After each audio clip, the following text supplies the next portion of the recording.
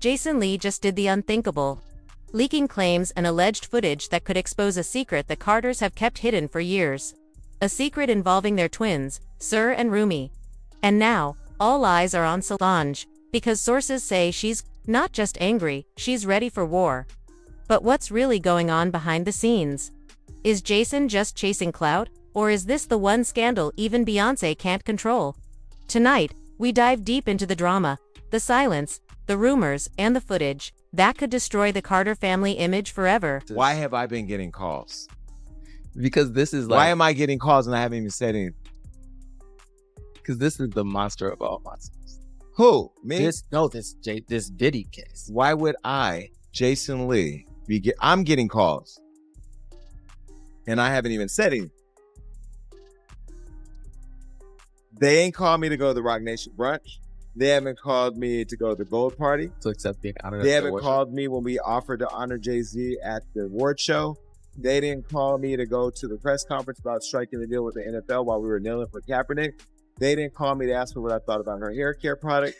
They didn't call me to offer a free bottle of her perfume. I didn't get to go backstage on her tour for the Renaissance. In fact, when the video circulated making it look like I've been chasing her around like a super fan, which I am a super fan, but I chase nobody. Nobody's called me to clear that up. I haven't gotten a delivery of white flowers with a little card from Beyoncé. Why is everybody calling me now? Oh, and you also stopped. Don't we not going to even go there? I stopped a major thing for Beyoncé. Didn't even get a thank you.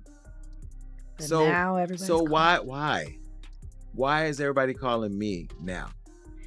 Because I'm a firefighter. Because I run towards fires and I put them out or I fan the flames. But why is everybody calling me now? And that's the problem that I have with this whole situation. But I am going to save this conversation for Jay-Z. Jay-Z, you're watching. I know you're watching because you got people calling me.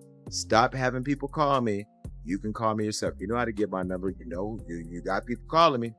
It all started with a whisper, but Jason Lee turned it into a THUNDERCLAP. In his latest podcast episode, Jason didn't just throw shade, he burned the entire garden down. He claims he's seen actual footage that proves Sir and Rumi are both on the autism spectrum.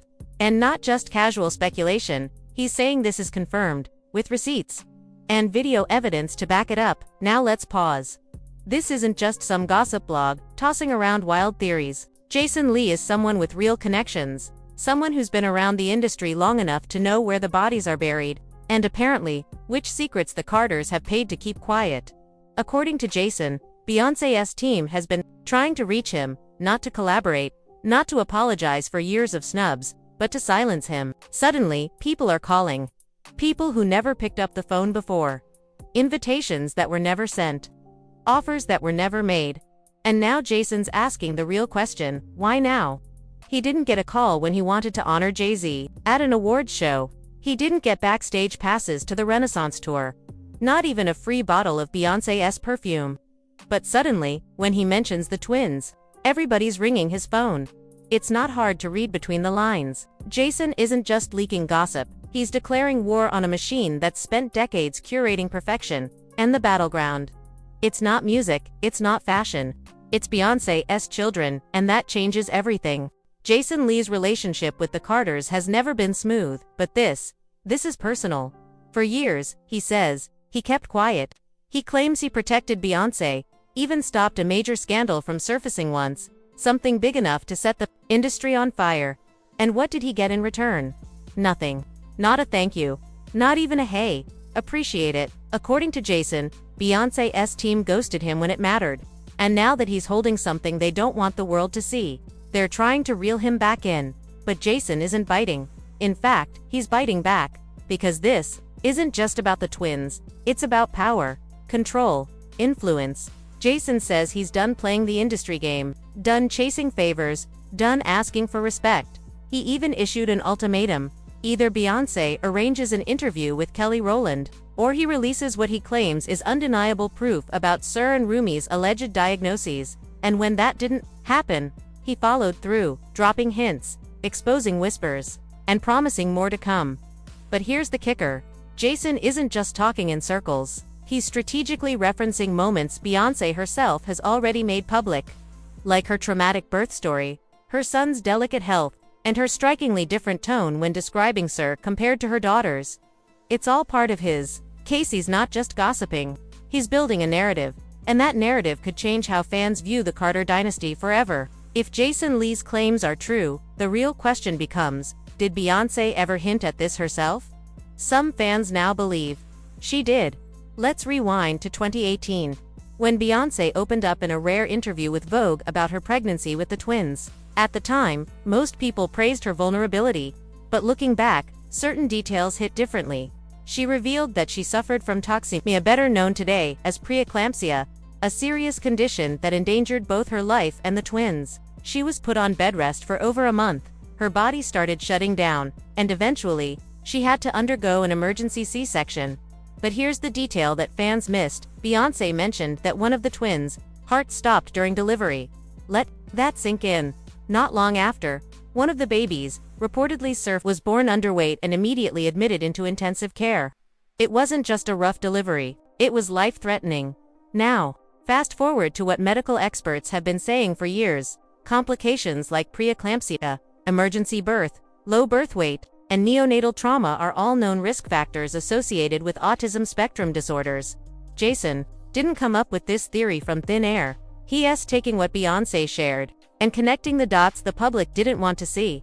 But here's where things get really eerie. In the same Vogue interview, Beyoncé described her daughters, Blue Ivy and Rumi, with words like powerful, confident, bold. She wanted them to grow up as leaders, to speak their minds, to be seen. But when she spoke about Sir, her tone shifted. She said she hopes he'll be brave in a cruel world, and that she wants to protect him from the internet, from what people say he should be. She wants him to affirm his own existence.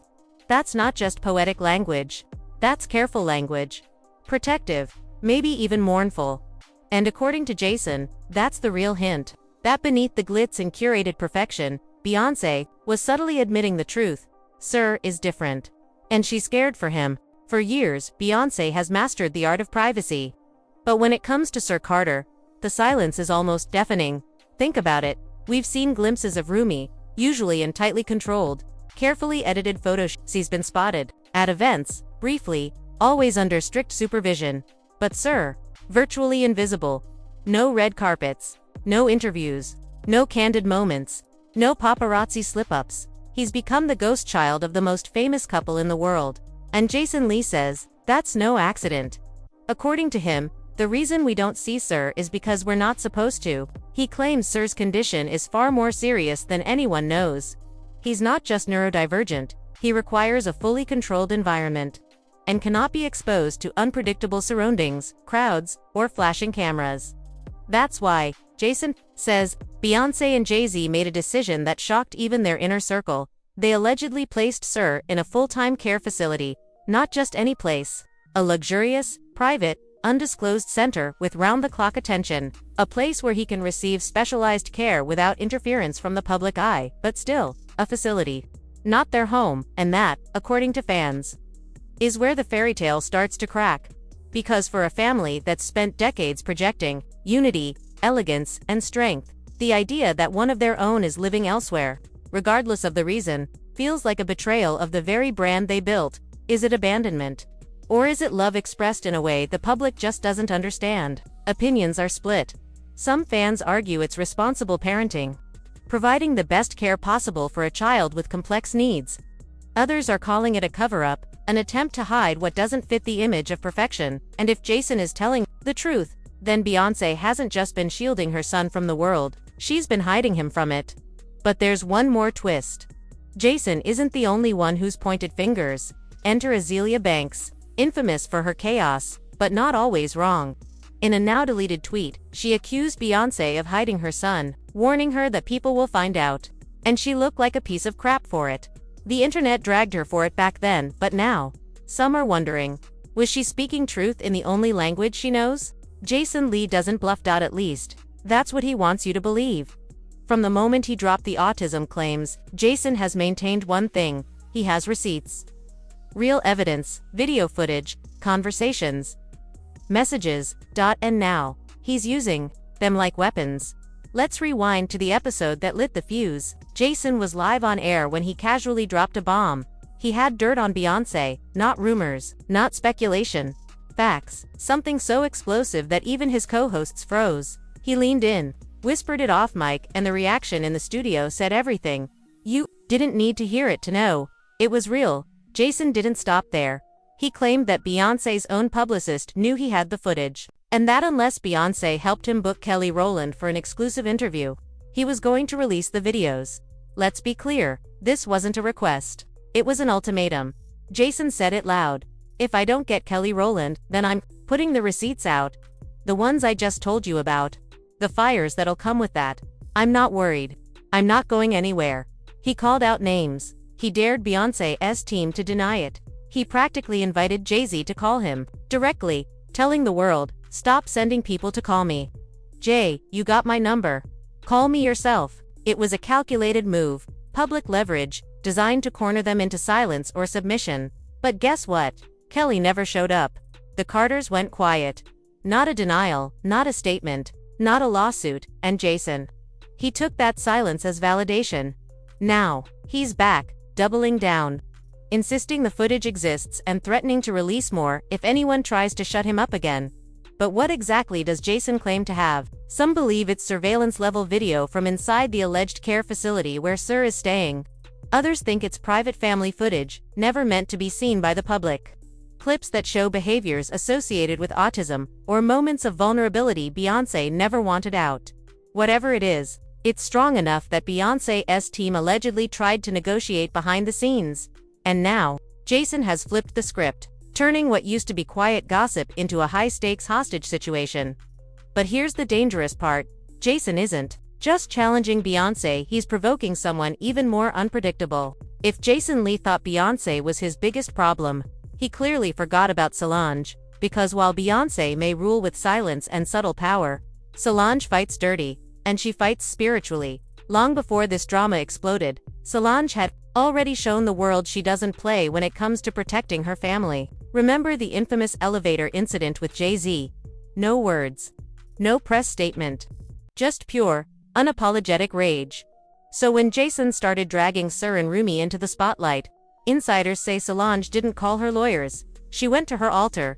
Let's talk about that Instagram post. Months ago, Solange posted a cryptic photo of what appeared to be a voodoo altar, candles lit, ancestral symbols displayed, cloaked in shadow. At the time, most fans assumed it was aimed at Nicki Minaj, who was throwing subliminal shade at Beyoncé, but now, Jason Lee is saying it wasn't about Nicki at all. According to him, the post was a spiritual warning meant for him. A silent message from the family's most unpredictable guardian. Back off, or suffer the consequences. And here's where things get really unsettling. People close to Solange say she's always been deeply connected to her roots. Spiritually, ancestrally, emotionally. She doesn't post randomly. When she moves, it's intentional. And when she sends a warning, it's not just symbolic. Jason, of course, dismissed the voodoo post as antics. But fans who know Solange's history aren't laughing. They've seen what happens when she snaps. And the Carter circle knows not to underestimate her. Because Solange doesn't care about brands, or image, or public relations. She cares about blood. She's the one who really moves when Beyoncé can't. She's the shadow that protects the crown. And right now, she's watching, with Jason leaking footage, making wild claims, and publicly taunting the family. So, silence feels less like retreat, and more like ritual preparation. So the real question is no longer will Jason drop the footage, it's will he survive what comes after. Because once Solange decides you've crossed the line, there's no press release that can save you. So here we are. Jason Lee claims to be sitting on explosive footage that could allegedly confirm what the Carter empire has fought to keep buried. A diagnosis, a facility, a cover-up. He says he's ready to release it. He's taunted the Carters. He's dared Jay-Z to call him directly. And he's declared to the world that he's not backing down. But as the pressure builds, a new question hangs in the air. Not if he'll release it, but who will move first. Because while Beyoncé stays quiet, calculating, cold, unbothered, Solange is out there, watching, waiting, gathering her energy like a storm before the flood. Jason might think he's holding the ace. But what if Solange isn't playing cards? What if she's already lit the fuse on something spiritual? Something ancestral? That voodoo altar wasn't just aesthetic. It was a signal, a ritual, a threat. And those who know Solange know. She doesn't post for clout. She posts when it's time to protect blood. Meanwhile, the public is split. Some want Jason to leak it all. To rip the mask off the Carter machine and force transparency in a world built on performance. Others fear what it might mean, not just for Beyoncé's image, but for Sir and Rumi. Two children who didn't choose any of this. And then there's Jason, walking the tightrope between whistleblower and opportunist, playing with fire, waiting to see who blinks first, because the moment he drops that footage, if it even exists, he'll either be the man who brought down a dynasty, or the one who finally went too far, and if he doesn't, if Beyoncé stays silent, then we're left with the shadows, the whispers, and the unmistakable feeling that something big is still coming.